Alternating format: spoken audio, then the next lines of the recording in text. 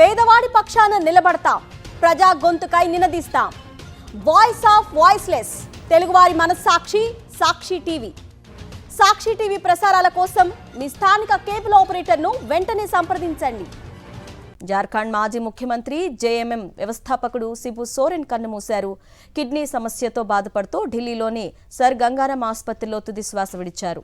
ఆయన వయస్సు 81 సంవత్సరాలు. మూత్రపిండాల సంబంధిత సమస్యలతో జూన్ నెలలో ఢిల్లీ హాస్పిటల్లో చేరారు శిబు సోరెన్. రాష్ట్రపతి ద్రౌపది ముర్ము, జార్ఖండ్ గవర్నర్ సంతోష్ గంగ్వార్, ఆప్ అధినేత అరవింద్ కేజ్రీవాల్ సహా పలువురు ప్రముఖులు ఆసుపత్రికి వెళ్లి ఆయన్ను పరామర్శించారు. 2 రోజుల క్రితం శిబు సోరెన్ ఆరోగ్యం క్షీణించినట్టు వార్తలొచ్చాయి. వెంటిలేటర్పై చికిత్స అందిస్తున్నట్లు ఆసుపత్రి వర్గాలు తెలిపాయి. ఉదయం 8 గంటల 56 నిమిషాలకు శిబు సోరెన్ తుదిశ్వాస విడిచినట్టు సర్ గంగారాం హాస్పిటల్ వైద్యులు ప్రకటించారు.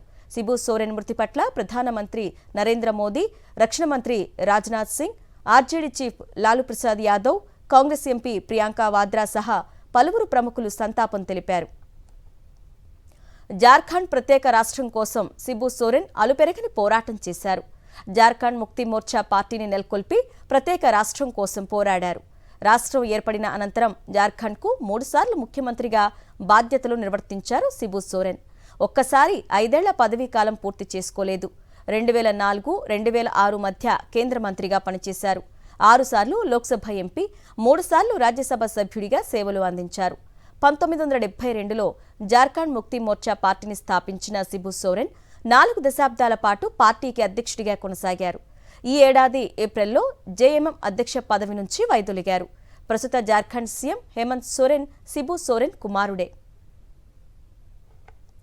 1944 జనవరి 11న హజారీబాగ్ జిల్లాలోని నేమ్రా గ్రామంలో సంతాల్ ట్రైబల్ ఫ్యామిలీలో శిబు సోరెన్ జన్మించారు.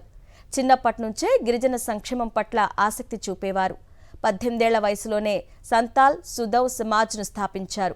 1960ల చివరిలో గిరిజనుల ప్రయోజనాల కోసం ధన్బాద్ జిల్లాలోని తుండి బ్లాక్లో ఒక ఆశ్రమాన్ని నెలకొల్పారు.